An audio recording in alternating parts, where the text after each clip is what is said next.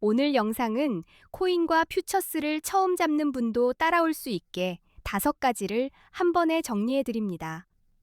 보고 나면 어디서부터 해야 하지? 이렇게 하면 되겠네로 바뀌실 겁니다. 첫 번째는 초보도 바로 거래를 해볼 수 있게 화면에서 뭐를 누르고 어떤 순서로 진행하는지 실수하기 쉬운 버튼까지 말로 풀어서 따라하는 방식으로 알려드릴게요. 두 번째는 네이버 코인 커뮤니티에서 화제가 됐던 300만 원으로 1억 8천만 원을 만들었다는 중학생 단타 방식입니다. 핵심은 감이 아니라 규칙, 그리고 작은 손실을 빨리 인정하는 습관입니다.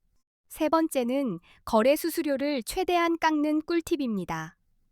단타는 횟수가 많아지니 수수료를 줄이는 순간부터 승률이 아니라 지구력이 달라집니다. 네 번째는 AI를 활용해서 하루 50만 원씩을 목표로 매일 같은 루틴으로 단타를 돌리는 AI는 예언자가 아니라 내 기준을 흔들리지 않게 붙잡아주는 도구로 쓰면 됩니다. 다섯 번째는 첫 거래에서 내 돈을 입금하지 않아도 가입 이벤트로 100달러를 받고 그걸로 거래를 연습하는 방법입니다. 연습 비용이 0원에 가까워지는 셈이죠. 그리고 이 영상 고정 댓글에 수수료 최대 할인받는 방법과 100달러 받는 가입 방법 링크를 한 곳에 정리해뒀습니다. 영상 보시다가 손이 근질근질해지시면 고정 댓글부터 확인해주세요. 솔직히 말씀드리면 가입 이벤트로 받은 100달러로 바로 10억을 만드는 건 현실적이지 않습니다. 하지만 그 100달러로 내 돈 한 번도 입금 없이 구조를 익히고 레버리지로 성공하면 몇백만 원까지도 노려볼 수 있습니다. 이제 본론으로 왜 코인에 투자해야 하냐를 아주 직관적으로 말씀드릴게요. 복잡한 이론 말고 숫자 한번 보시면 느낌이 확 옵니다. 만약 10년 전에 금, 주식, 코인, 부동산에 각각 1,000만 원을 넣었다면 지금 그 1,000만 원은 대략 어디까지 갔을까요? 코스피 지수가 10년 전 대비 약 2.66배 올라갔다고 치면 2016년에 1,000만 원을 지수 추종형 주식에 넣었다면 지금은 약 2,260만 원. 같은 2016년에 1,000만 원으로 금을 사뒀다면 대략 233.5g을 들고 있었을 거고 2026년 기준으로 약 5,160만 원 수준이 됩니다. 2016년에 1,000만 원어치 서울 아파트 가치를 들고 있었다고 가정함. 2026년에는 약 2,400만 원 정도로 평가할 수 있다는 계산도. 그런데 2016년에 1,000만 원어치 비트코인을 샀다면 2026년에는 26억 원 이상이라는 말이 나올 정도로 숫자가 너무 커서 오히려 실감이 안 나죠. 여기까지 보시면 우리가 바보가 아닌 이상 코인도 투자 리스트에 넣어야 한다는 결론을 피하기 어렵습니다. 물론 리스크가 아니라 기회가 크다는 뜻으로요. 게다가 코인은 오를 때만 돈 버는 구조가 아닙니다. 오르면 롱으로 올라타서 수익을 노리고 내리면 숏으로 내려가는 쪽에 베팅해서 수익을 만들 수도 있습니다. 그리고 수익이 나도 세금을 내지 않아도 되는 환경이라면 투자처로는 꽤 매력적이라고 느끼실 겁니다. 그래서 사람들이 더 빠르게 몰리는 거고요. 또 하나, 해외 거래소에는 레버리지 기능이 있습니다. 국내 거래소에는 없거나 막혀 있는 경우가 많지만 해외는 100배까지도 가능합니다. 50만 원으로 100배면 5천만 원 규모를 굴리는 효과가 나옵니다. 반대로 30억 이상을 굴리는 분들은 레버리지 없어도 됩니다. 하지만 작은 투자금으로 시작하는 대부분의 분들은 레버리지 없이는 큰 수익을 현실로 만들기가. 그래서 코인 거래의 첫걸음이자 제일 중요한 건 차트가 아니라 거래소 선택입니다. 좋은 칼을 고르지 않고 요리부터 하겠다는 것과 똑같습니다. 실제로 요즘 한국 투자자들이 국내 거래소를 떠나 해외 거래소로 이동하는 흐름이 강합니다. 이유는 단순한 유행이 아니라 구조 차이 때문입니다. 첫 번째 이유는 레버리지입니다. 국내는 레버리지 기능을 막아두었고 해외는 100배까지도 가능하니 50만 원으로도 수천만 원 규모로 거래할 수 있어서 사람들이 몰립니다. 두 번째 이유는 수수료입니다. 같은 단타를 쳐도 국내보다 해외 거래소 쪽이 수수료가 훨씬 저렴한 경우가 많습니다. 횟수 많은 분일수록 체감이 큽니다. 세 번째 이유는 세금입니다. 해외 거래소에서는 세금이 없지만 국내 거래소에서는 거래 수익에 대한 세금을 내야 하는 구조라서 마음이 해외로 갈 수밖에 없다는 거죠. 한국인들이 가장 많이 쓰는 해외 거래소, 그리고 가입하면 $100 지급 이벤트가 있는 곳 정보도 고정 댓글에 적어두었습니다. 영상 다 보고 찾으려면 번거로우니 지금 저장해 두셔도 좋습니다. 이제 수수료가 왜 그렇게 무섭냐? 숫자로 보여드릴게요.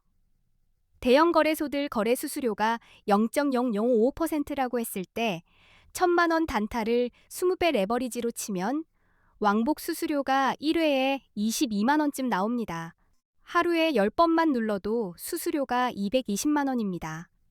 내가 이겼는데 통장엔 왜 남는 게 없지? 라는 날이 오는데 그때 원인을 찾으면 대부분 수수료입니다. 그래서 수수료가 싼 거래소를 써야 실력이든 운이든 결과가 내 편이 됩니다. 수수료가 비싸면 시작부터 지는 게임판에서 싸우는 것과 같습니다. 그럼 비교를 해볼게요. 기준은 5가지입니다. 수수료가 얼마나 싼지, 거래가 얼마나 간편한지, 한국어 지원이 되는지, 레버리지가 몇 배인지, 원화로 바로 입금이 가능한지, 이 5축으로 봅니다. 수수료부터요. A거래소는 0.01%, 바이비트는 0.006%, 비트겟은 0.066%, 바이낸스는 0.04%입니다. 단타는 0.01과 0.07의 차이가 눈덩이처럼 커집니다. 한국어 지원은 A거래소가 24시간 한국어 상담이 가능하다고 보고돼 있습니다. 반면 바이비트, 비트겟, 바이낸스는 같은 수준의 24시간 한국어 상담은 어렵다고 보시면 됩니다. 레버리지는 A거래소가 200배, 바이비트가 100배, 비트겟이 125배, 바이낸스가 125배입니다. 숫자만 봐도 배율로 뭘 노릴지 전략이 달라집니다. 원화 입출금은 A거래소는 가능, 바이비트는 불가능, 비트겟도 불가능, 바이낸스도 불가능으로 정리됩니다. 한국 돈을 바로 넣고 빼느냐는 생각보다 큰 A거래소가 어디인지, 그리고 가입 이벤트 $100 받는 흐름이 무엇인지도 고정 댓글에 다 적어뒀습니다. 영상 보다가 이제 해보자 싶을 때 바로 들어가실 수 있게요. 이제부터는 언제 롱을 잡고 언제 숏을 잡는지 이야기해 보겠습니다. 비트코인 같은 암호화폐는 변동성이 크니까 진입 타이밍이 실력의 절반이라고 보셔도 됩니다. 롱은 가격이 오를 거라고 보고 매수하는 포지션입니다. 말 그대로 상승에 베팅하는 거고요. 숏은 반대로 가격이 떨어질 거라 보고 들어가는 포지션, 하락에 베팅하는 방식입니다. 롱은 언제 유리하냐?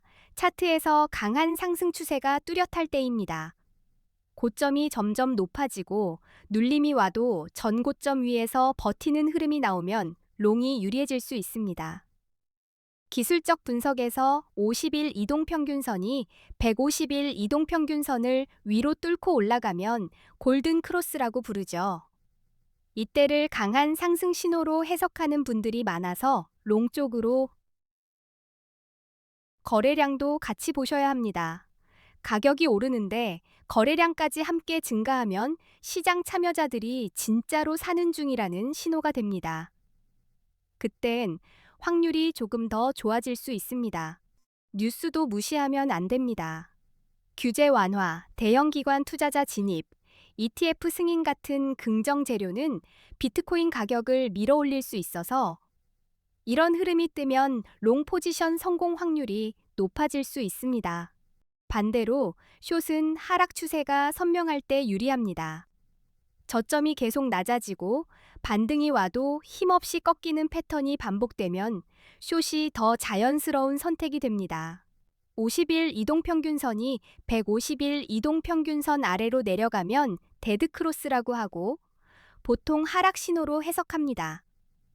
이런 구간에서 무리한 롱은 괴로워질 수 있어서 숏이 빛을 봅니다. 또 한 가지, 가격이 오르는데 거래량이 줄어들면 상승 힘이 빠졌다는 신호일 수 있습니다. 올라가긴 하는데 다들 안 사네? 싶으면 곧 하락으로 전환될 가능성을 보고 숏을 준비하는 분들이 많습니다. 부정적인 뉴스도 가격을 눌러버립니다. 규제 강화, 해킹 사고, 주요 국가들의 정책 강화 같은 이슈가 터지면 공포가 먼저 움직이면서 가격이 빠질 수 있어서 숏 쪽이 유리해질 수 있습니다. 그리고 비트코인 시장에서는 보조 지표도 꽤 강력합니다. 대표적으로 RSI, 맥디, 볼린저 밴드가 있습니다. 이 셋만 제대로 봐도 지금 과열인지 냉각인지가 보이기 시작합니다. RSI가 70 이상이면 과매수로 해석돼서 숏을 고려해 볼 수 있습니다. 반대로 30 이하이면 과매도로 해석돼서 롱이 유리해질 수 있다고 보는 방식입니다. 맥디나 볼린저 밴드는 변동성과 추세를 더 선명하게 보여줍니다. 밴드가 벌어지며 튀면 과열, 밴드가 좁아지면 큰 움직임 준비 같은 해석이 가능해서 롱과 숏 판단의 근거가 됩니다. 결국 정리하면 이렇습니다. 롱은 상승 추세, 골든 크로스, 거래량 증가, 긍정 뉴스가 함께할 때 유리하고 숏은 하락 추세, 데드 크로스, 힘 빠지는 거래량, 부정 뉴스가 겹칠 때 유리합니다.